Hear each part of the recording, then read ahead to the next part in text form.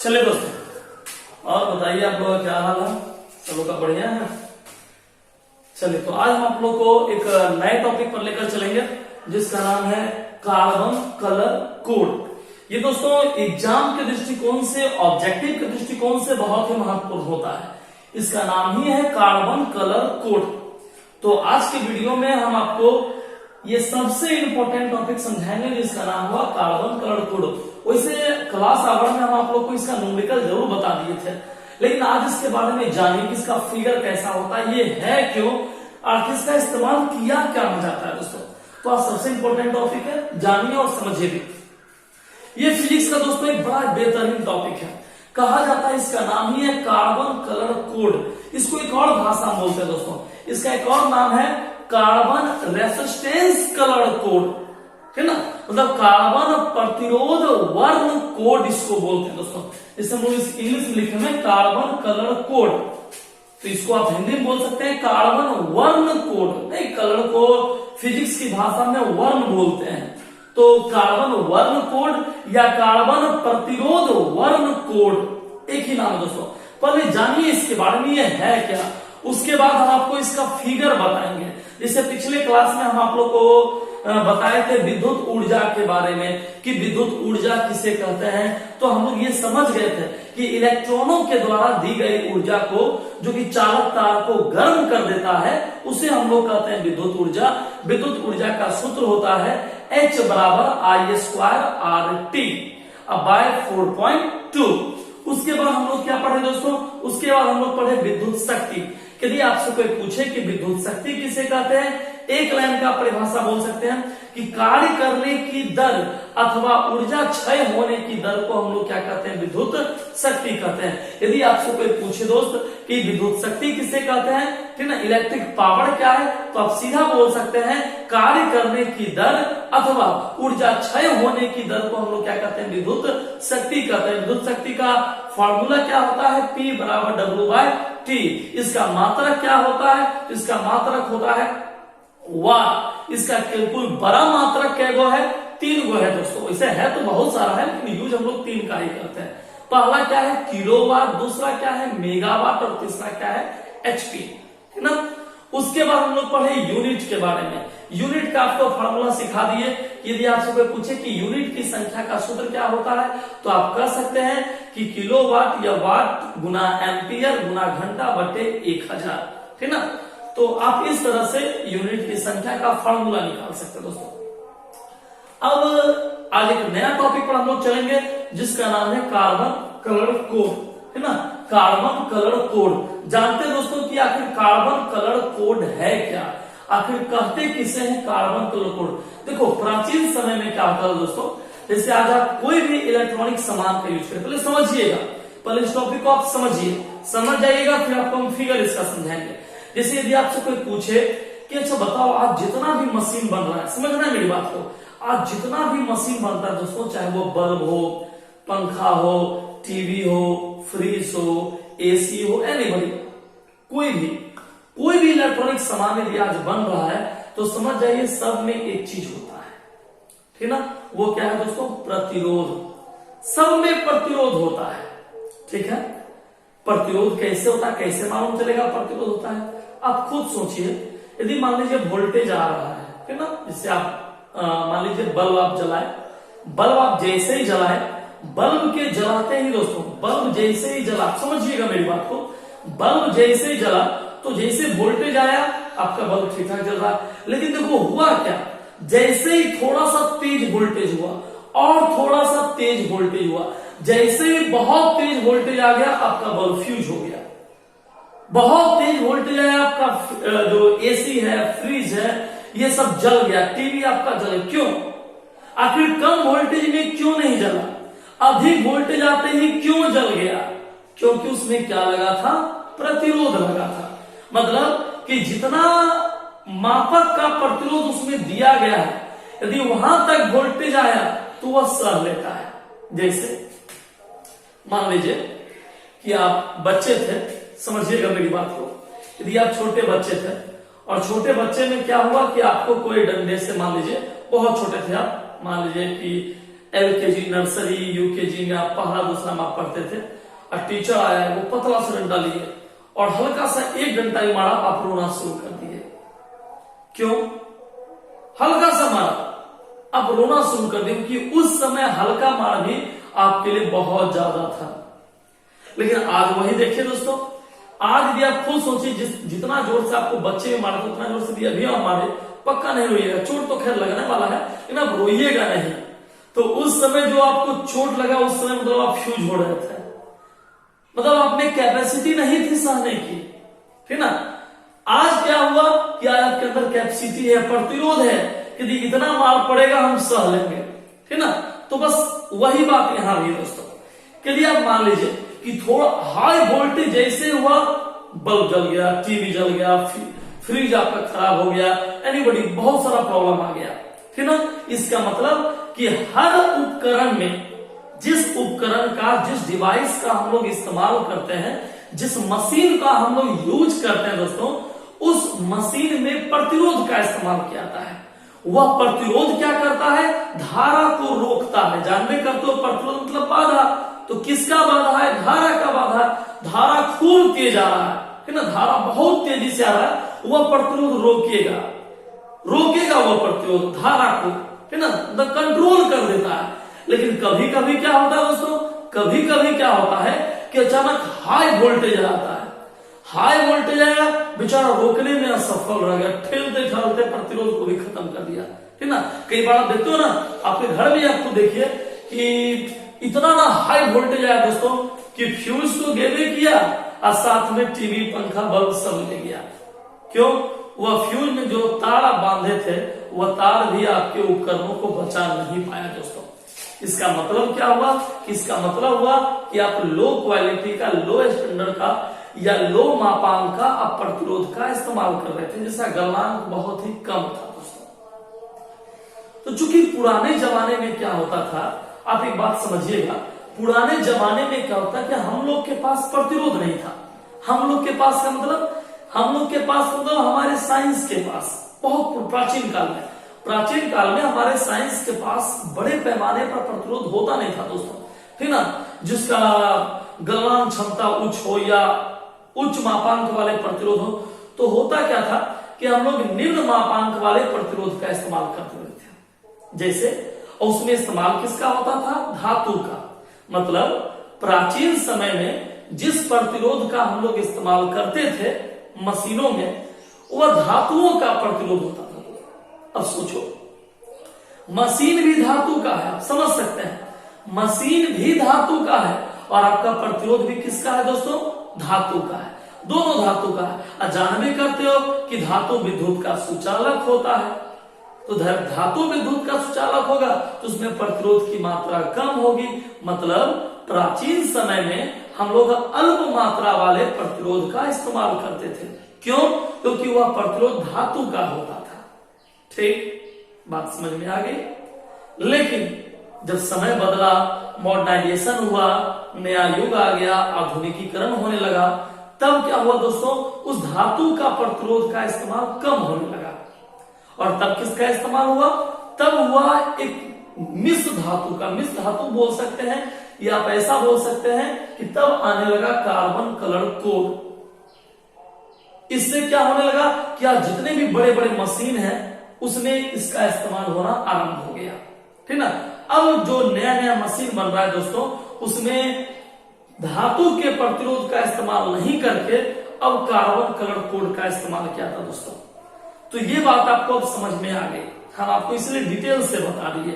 यदि आपसे कोई पूछे कि कार्बन कलर कोड का इस्तेमाल क्यों करना पड़ा, ये है क्या, तो आप ज्यादा नहीं बोलिए, समझने के लिए आप जितना ज्यादा बोल लीजिए, लेकिन हाँ, किसी को नॉलेज देने के लिए ज्यादा मत बोलिए। आप इतना ही बोलिए कि कार्बन कलर कोड एक प्रतिरोध है।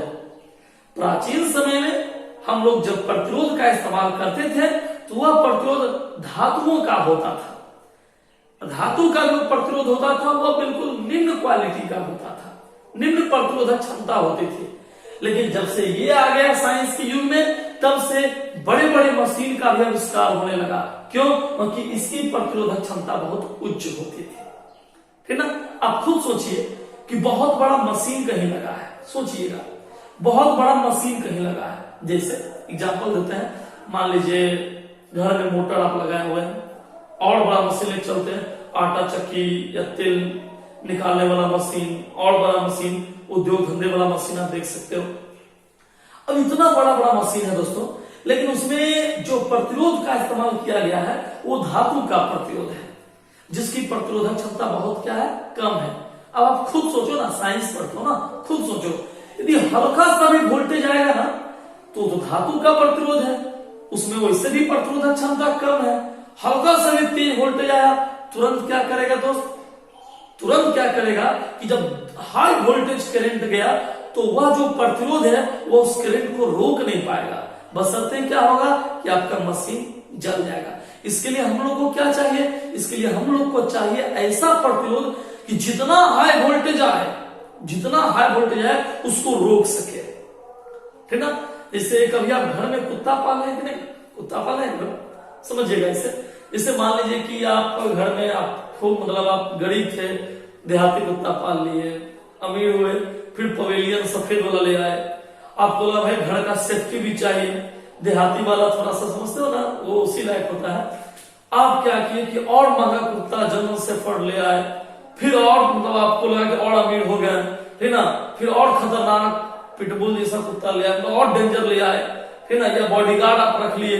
तो जितना आप अमीर बनते जा रहे हैं बॉडीगार्ड की संख्या उतनी ही बढ़ते जा रही है। क्यों, कल आप कमा रहे थे 5,000 का महीना, अकेले थे, भाई जो होगा हम देख लेंगे। आज आप 5 लाख का महीना कमा रहे हैं, तब हम नहीं देख लेंगे, तब बॉडीगार्ड देख लेगा। क्यों, क्योंकि वो आपके पैसे की सुरक्षा, आपकी सुरक्षा नहीं करा, आपके पैसे की सुरक्षा करा, आप अपने पैसे की सुरक्षा के लिए लगाए हुए उसको, है ना। तो बस यही बात है दोस्तों कि जब छोटा मोटा मशीन पुराने जमाने में था, उतना अधिक नहीं था, तो धातु से काम चल जा रहा था। लेकिन आज बड़े बड़े मशीनों का इस्तेमाल होता है, तब धातु से काम नहीं चलेगा। तो इतना अधिक उच्च प्रतिरोधक क्षमता वाला हमको प्रतिरोध चाहिए कि कितनो हाई वोल्टेज आए लेकिन मशीन जले नहीं दोस्तों। इसीलिए किसका इस्तेमाल किया है, कार्बन कलर कोड का। मेरे हिसाब से आप समझ गए होंगे। अब हम आपको इसको फिगर के माध्यम से समझाते हैं दोस्तों, ठीक है। तो अब आप इसका फिगर बनाते हैं, तब तक आप अपने कॉपी के ऊपर में हेडिंग मार दीजिए, कार्बन कलर कोड, हेडिंग दीजिए।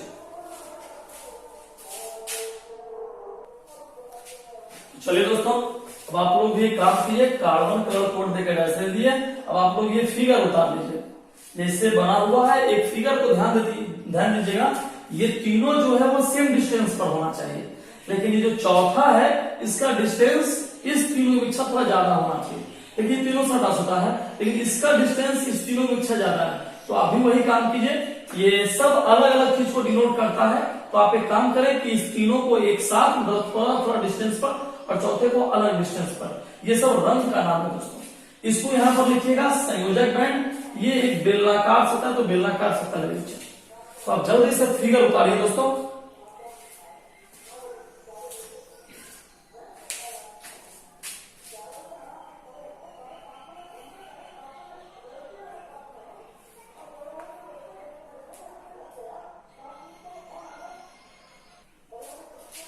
चलिए दोस्तों, आप लोग फिगर उतार लिए होंगे। क्योंकि इसका लैंग्वेज थोड़ा सा लंबा है दोस्तों, इसलिए इसको थोड़ा सा लिखना बड़ा मुश्किल है। हम लिखा देते हैं, आप लिखते हुए चलिए। तो सब लोग अपने कॉपी पर नोट करते चलिए, हम बोल रहे हैं फटाफट लिखिएगा। लिखिए दोस्तों, देखिए प्रत्येक विद्युत परिपथ में, जो बोल रहे हैं आप उसको लिखिए फटाफट। प्रत्येक विद्युत परिपथ में प्रतिरोध का प्रयोग किया जाता है। प्रतिरोध का प्रयोग किया जाता है।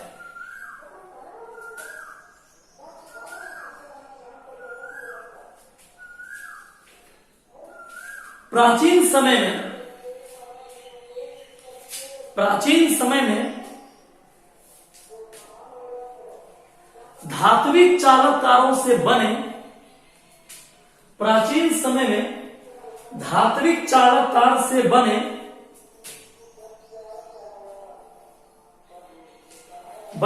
प्रतिरोध का उपयोग किया जाता था।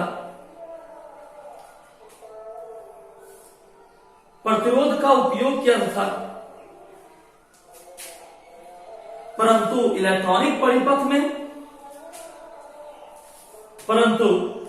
इलेक्ट्रॉनिक परिपथ में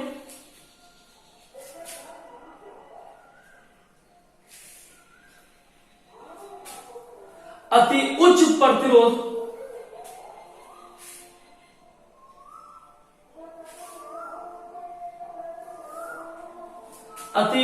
प्रतिरोध की आवश्यकता होती थी।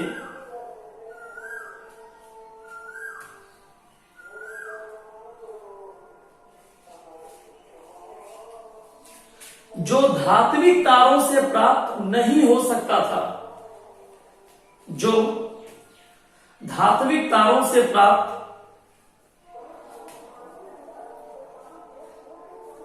नहीं हो सकता था।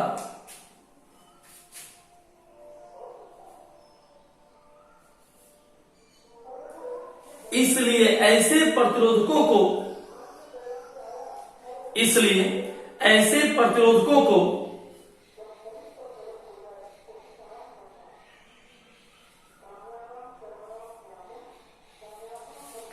प्रायः अर्धचालक ब्रैकेट में लिख दिया कार्बन से बनाया जाता है।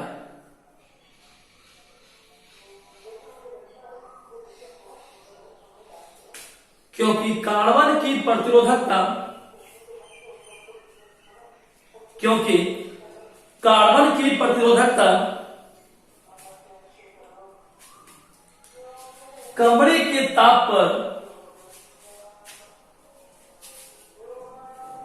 कमरे के ताप पर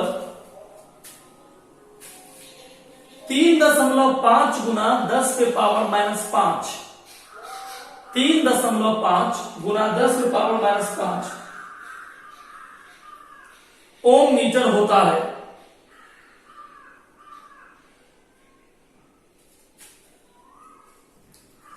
पैराग्राफ को चेंज किया दोस्तों, लिखिए किसी कार्बन प्रतिरोध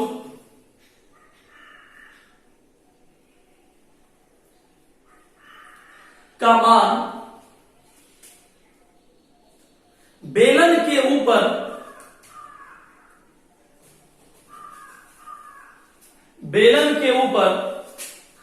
बने वर्ण कोड के द्वारा प्रदर्शित होता है।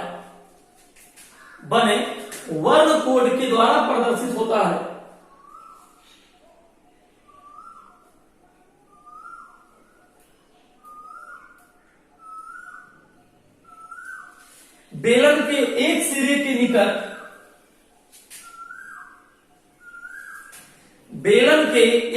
के निकट तीन पट्टियां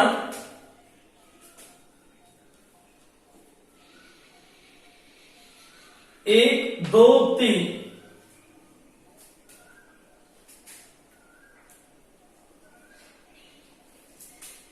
जो एक दूसरे से सटी होती हैं।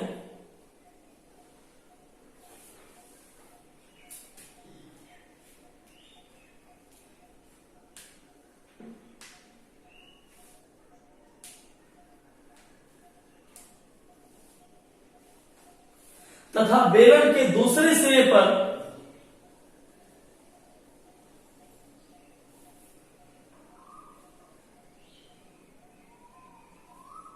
चौथी पट्टी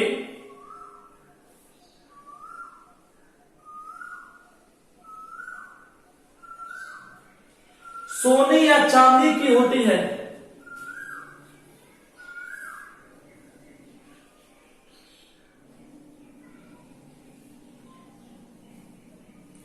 जो सहनशीलता को व्यक्त करती है।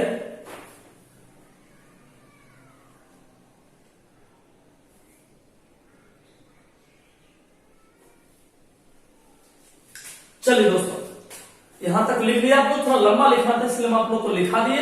अब जानिए कि ये जो 1 2 3 4 है, ये सभी का सभी रंग है दोस्तों। जैसे मान लीजिए ये लाल है, ये पीला है, ये नीला है, ये सुनहला है, ये सब का सब रंग है दोस्तों।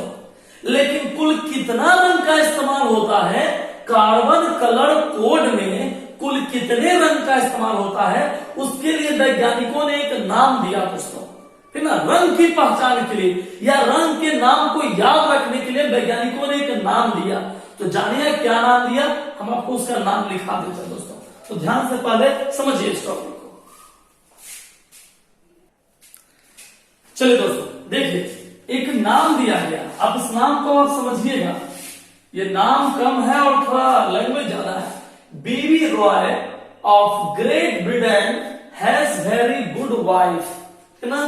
ये कोई लैंग्वेज नहीं दोस्तों, ये वैज्ञानिकों के द्वारा एक सेंटेंस है जिसमें देखिए ये नाम छिपा हुआ है रंगों का। ये कलर का नाम है दोस्तों, ये कलर नहीं है दोस्तों। BB Roy of Great Britain has very good wife. इसके हिंदी पर मत जाना, नहीं तो कंफ्यूजन में आ जाओगे, है ना। इसके सिर्फ वर्ड पर जाओ। बीबी, आप जानोगे बीबी मतलब क्या होता है। देखो बी से हुआ ब्लैक, है ना। ये बी से क्या हुआ बाबू, ब्लैक, बीबी मतलब ब्लैक। ये बी से हुआ ब्राउन, ठीक है। ये बी से क्या हो गया, ब्राउन। आर से क्या हो गया, रेड। ओ से क्या हो गया, ऑरेंज। अब लिखते भी चलिए, ये नेम है, वैज्ञानिकों ने ये नेम दिया। इसके आधार पर हम ये 9 कलर चुन लिए हैं, फिर 10 कलर चुन लिए, उसी को सेंटेंस करना है। वाई से येलो, जी से ग्रीन, ये बी से ब्लू, भी से वॉयलेट, ये जी से ग्रे, और व्हाइट तो जानते हो दोस्तों, व्हाइट होती है, तो व्हाइट हो गया व्हाइट। चलिए, तो टोटल यही 10 कलर है दोस्तों। इसी को हम लोग को एक कॉलम में बनाना है दोस्तों। ये इस रूप में नहीं है, इसका हम लोग को कॉलम बनाना है। तो ये पहले आप लोग उतार लीजिए, ये उतार लीजिए ताकि हम इसके बाद आप लोगों को कॉलम बना के समझा सकें, है ना। ये रंग का नाम और ये नेम जो सेंटेंस के आधार पर जो बना है, इसको आप लोग पहले उतार लीजिए। थोड़ा सुनाइए दोस्तों।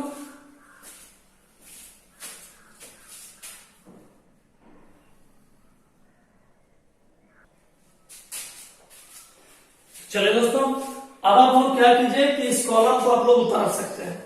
इस कॉलम को आप लोग उतार लीजिए।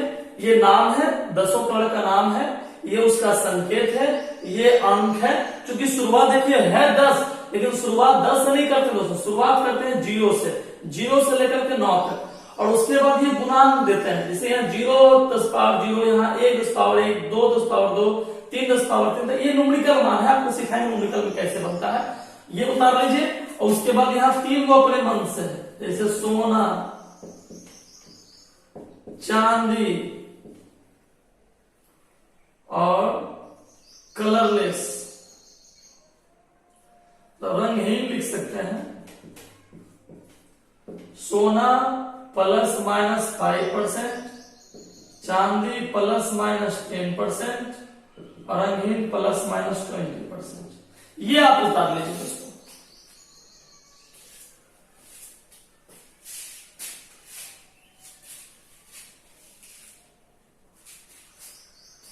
इसको आप लोग उतार लीजिए जल्दी पर दोस्तों।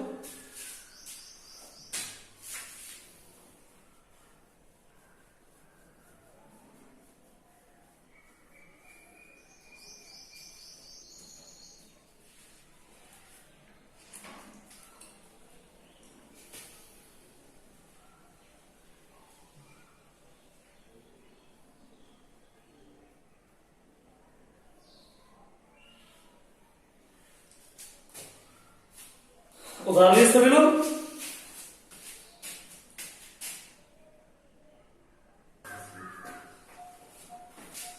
चलो दोस्तों, अब देखिए हम आपको इस पर न्यूमेरिकल बताते हैं। बड़ा सिंपल है दोस्तों, सीखिएगा सिर्फ। इसे मान लीजिए, सपोज दैट कीजिए कि कोई 3 कलर, अपने मन से कोई 3 कलर लीजिए। आप अपने मन से आप कोई भी 3 कलर लीजिए। जैसे मान लीजिए हम 3 कलर लेते हैं, अपना अपना फेवरेट लीजिए। जैसे कोई ले लो, येलो ले लो,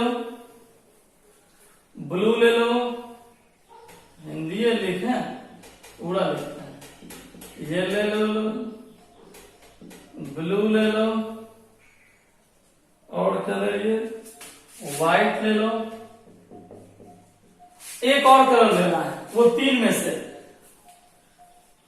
सोना, चांदी और रंगहीन, इस तीन में से आपको एक वो लेना है। सोना लेते हैं, गोल्डन, गोल्ड ले लिए, मान लीजिए 4 को ले लिए, टोटल 4 कलर लेना है, सीखिएगा फर्स्ट नंबर का। अच्छा अब आप गौर कीजिए, बस अब यही सीखना है आराम से। मान लीजिए सबका पहले नंबर लिख लीजिए। येलो कितने पर आता है, येलो आता है 4 पर, 4। ब्लू कितने पर आता है, ब्लू आता है 6 पर, लिख दीजिए 6। व्हाइट कितने पर आता है, व्हाइट आता है 9 पर, लिख दीजिए 9। और गोल्डन कितना परसेंट था, ±5%। ठीक है, अब देखिए कितना सिंपल है, इस दोनों को एक साथ लिखिए, तो 4 6 लिख दीजिए 46, ऐसे बना। इस दोनों को एक साथ लिख दीजिए। ये जो तीसरे नंबर पर है ना दोस्त, ये तीसरे नंबर पर है, ये दोनों को मिला दिए। यहां जो है इसको लिख दिया अंदर, क्या जो यहां पर है, ध्यान समझिए मेरी बात को, इस दोनों को मिलाइए, गुना का चिन्ह दीजिए, जो तीसरे पर है उसको लिखिए 10 के पावर 9, 10 के घात में लिखिए। इसको सटा दीजिए इसी में, प्लस माइनस कितना परसेंट, 5%, प्लस माइनस 5%। हो गया, इसका न्यूमेरिकल तैयार हो गया, ये कंप्लीट हो गया। एक और सीखा, एक और सीखा। मान लीजिए कोई कलर लीजिए, कोई भी कलर आप ले सकते हैं, तो आप पहले कोई कलर ले लीजिए। जैसे मान लीजिए ले लिए हम रेड ले लिए, आप ब्राउन ले लिए, आप ग्रीन ले लिए, और एक बार सिल्वर लिए। ठीक है, 4 को ले लिए, समझ गए, लेना 4 को है, हम 3 को लेना 4 है, कंफर्म नहीं। अच्छा नंबर लिखिए, रेड कितने पर आ रहा है, 2 लिखिए 2। ब्राउन कितने पर आ रहा है, 1 लिखिए 1। ग्रीन कितने पर आ रहा है, 5 लिखिए 5। सिल्वर का कितना परसेंटेज है, ±10%, लिख लिए। जानने का तो क्या करना है, इस दोनों को मिला देना है, इस दोनों को मिला दिए, 2 1 21। ठीक, जो तीसरे पे रहे क्या करना है, 10 टू दी पावर, जो तीसरे पर है तो उससे पावर कर दिए। ठीक है, ±10%, कंप्लीट। एक और बता दें, एक लास्ट लिख लीजिए। मान लीजिए पहला कलर ले लिए ब्लू, दूसरा ले लिए ब्लैक, तीसरा ले लिए रेड, और चौथा ले लिए कलरलेस।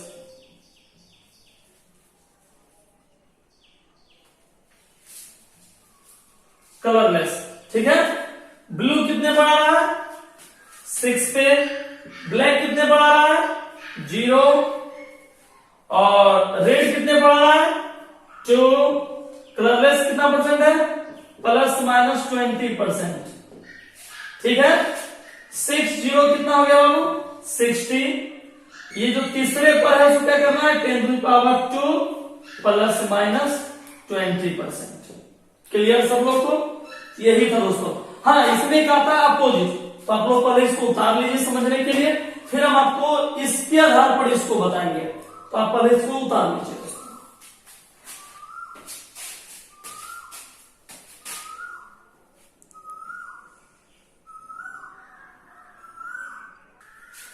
अब देखिए दोस्तों, जस्ट अपोजिट, इसे मान लीजिए, समझिएगा, कोई अपने मन से एक समीकरण बनाइए। इसे ले लिए अपने मन से, 23 गुना 10 के पावर 6 ±10%, यही ले लिए। अब पूछेगा इसमें कौन कौन सा कलर है, पूछेगा कि इसमें कौन कौन सा कलर है। अब समझिए गौर से कि इसमें कौन कौन सा कलर है। 2 देखिए यहां पर, देखिए 2 0 1 2, 2 में कौन कलर है होगा, रेड, लिखिए रेड। 3 कौन कलर है बाबू, ऑरेंज। ठीक है, पावर 6, 10 में देखना है, पावर 6 में कौन कलर है, ब्लू। अब 10% किसका होता है, सिल्वर। क्लियर हो गया। एक और क्वेश्चन समझिए, इससे मान लीजिए लिखा हुआ है 7 गुना 10 के पावर 3 प्लस माइनस 5%, मान लीजिए लिखा हुआ, और पूछेगा इसमें से कौन कौन कलर बन रहा है। 7 देखिए 6 अंग्रेज के 6 में कौन है, ब्लू, 0 में कौन कलर आ रहा है, ब्लैक, पावर 3 इसका है बाबू ऑरेंज,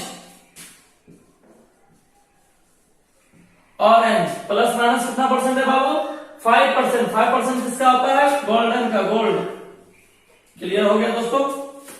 तो बस बड़ा सिंपल न्यूमेरिकल आपके लिए था। तो यही था दोस्तों कार्बन कलर कोड, इसी को हम लोग कहते हैं कार्बन कलर कोड। अब आपको ये टॉपिक खत्म हो गया, इसको आप लोग उतार लीजिए, समझ चुके हैं सब लोग। अब हम आपको समझाएंगे प्रतिरोध का संयोजन, है ना। तो फटाक से इसको उतारिए, फिर कॉम्बिनेशन ऑफ रेजिस्टेंस आपको हम समझाएंगे दोस्तों। उतारिए।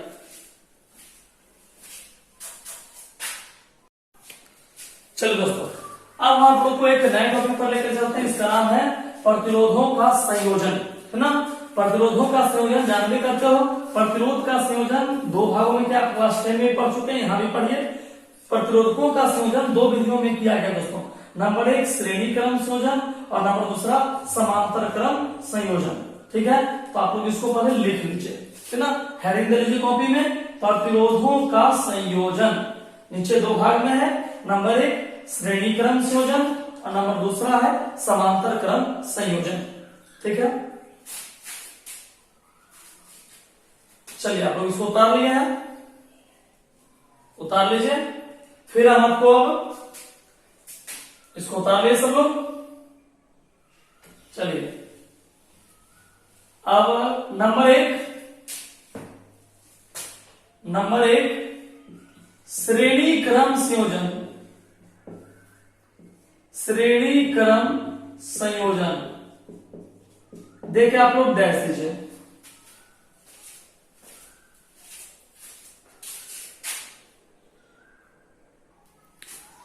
चलिए दोस्तों, अब आप लोग श्रेणी क्रम संयोजन देख के डैश दीजिए, श्रेणी क्रम संयोजन देख के डैश दीजिए, और उसके बाद ये फिगर बनाइए। जल्दी से आप लोग फिगर बनाइए, और फिगर ये एक श्रेणी क्रम संयोजन का फिगर है, जिसके नीचे इसका लैंग्वेज है दोस्तों। तो जल्दी से आप लोग फिगर बनाइए और इसका लैंग्वेज उतारिए।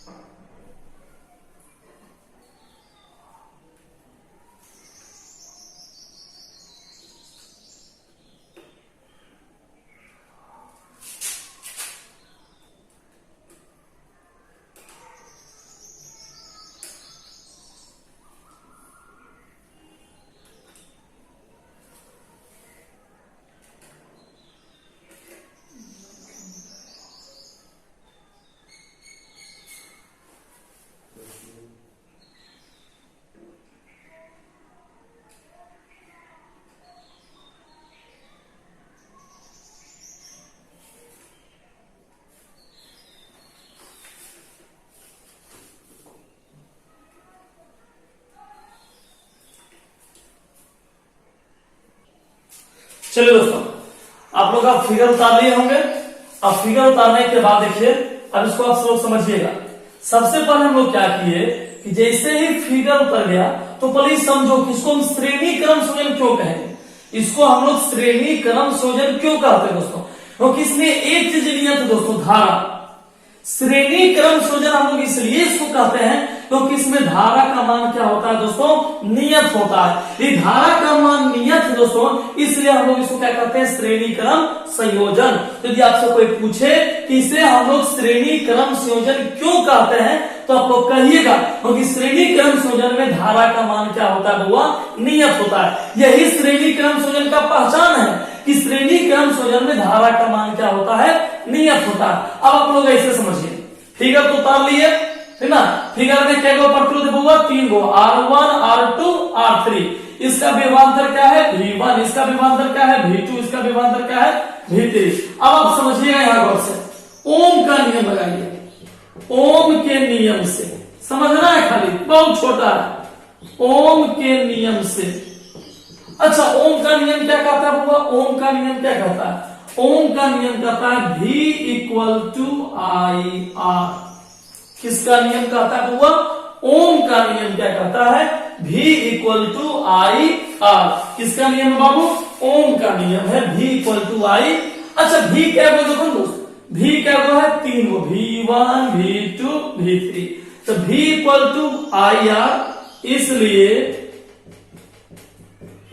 V1 इक्वल टू, तो I तो सबके लिए वही है बउआ, IR1। V1 के लिए देखो, I सबके लिए वही है, खाली क्या बढ़ गया, R1। V2 के लिए क्या हो जाएगा दोस्त, जल्दी बोल दो तो, I वही है, R1 की जगह क्या लिखोगे, R2। अब V3 के लिए क्या लिखोगे, I तो वही है, R1 R2, अब क्या लिखोगे, R3। ठीक है, अब नीचे लिखे, यदि परिणामी विभव भी हो, विभव या विभवांतर आप लिख सकते हैं, विभवांतर भी हो, तो देखिए कैपिटल V बराबर, सबको जोड़ दीजिए, V1 V2 सब एक के साथ में हुआ, सबको जोड़िए, V1 जोड़ V2 जोड़ V3। यह देख लीजिए आप लोग, V के बदले क्या है बाबू, IR। V के बदले क्या है, IR। V1 के बदले क्या है, देखते रहिए, V1 के बदले क्या है, IR1। V2 के बदले कितना है, IR2। V3 के बदले कितना है, IR3। तीनों को जोड़ दिए, IR। देखो, V के बदले IR, V1 के बदले IR1, V2 के बदले IR2, V3 के बदले IR3। अच्छा बउआ, यहां गौर करो, सब में I कॉमन हो रहा है, देखिए सबसे I क्या हो रहा है, कॉमन। निकाल लीजिए I, क्या बच गया, R1 plus R2 plus R3। I cut गया, बच गया R बराबर R1 plus R2 plus R3। Formula यही प्रूव हो गया दोस्तों, यही है श्रेणी क्रम संयोजन का फार्मूला दोस्तों, जो कि ये फार्मूला आराम से प्रूव हो गया। एक बार आप लोग फिर से समझिए, एक बार फिर से सीखिएगा। सबसे पहले ये किसका फिगर है बुआ, ये किसका फिगर है, श्रेणी क्रम संयोजन का फिगर है। क्लियर, श्रेणी क्रम संयोजन में किसका मान नियत होता है, तो धारा I का मान। देखो यहां भी I, यहां भी I, यहां तक कौन जा रहा है, I क्या निकला, I फिर आया I, मतलब I का देखो, R बदल गया, V बदल गया, लेकिन I नहीं बदला, I में सबका मान नियत है। तो ओम का नियम से कहा V इक्वल टू IR। देखो V था बउआ 3 गो, V के गो है, 3 गो है, तो V बराबर IR, तो V1 बराबर I तो वही है, R1, V2 बराबर IR2, V3 बराबर IR3। अब सबका निकालिए, सबको जोड़ दिए बुआ, ये तीनों को जोड़ दिए, जोड़ने के बाद V बराबर V1 जोड़ V2 जोड़ V3, V का मान इतना, V1 का मान इतना, V2 का मान इतना, V3 का मान, I सब में मिल रहा, I कॉमन कर लिए, I कट गया, जो बच गया आंसर। तो आप लोग उतार लीजिए इसको।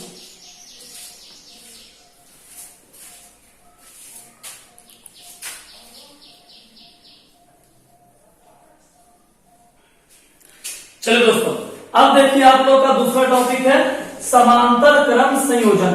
अब आप लोग इसका पहले फिगर उतार लीजिए। बस अंतर क्या रहा, समांतर क्रम संयोजन में विभवांतर का मान नियत होता है, याद रखिएगा।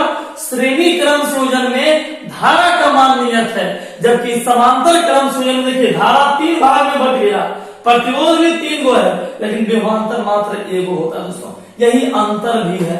तो पहले आप लोग इस फिगर को उतार लीजिए, फिर हम आपको इसका लैंग्वेज दिखा देते हैं दोस्तों। तो जल्दी से आप लोग फिगर उतारिए।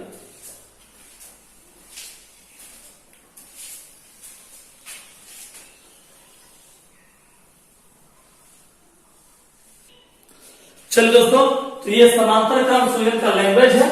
आप लोग लैंग्वेज उतारिए। माना कि एक समांतर क्रम संयोजन का परिपथ बनाया गया है जिसमें प्रतिरोध क्रमशः R1, R2, R3 जोड़ा गया है, जिसमें प्रवाहित धारा I1, I2 तथा I3 है, जिसका विभवांतर भी है। इस परिपथ में की तथा एक सेल जोड़ा गया है जो चित्रानुसार है ना। तो आप लोग अब इस फिगर को लैंग्वेज को उतार लीजिए। इसके बाद हम आप लोग को इसका समीकरण समझाएंगे। तो उतारिए दोस्तों फटाक से।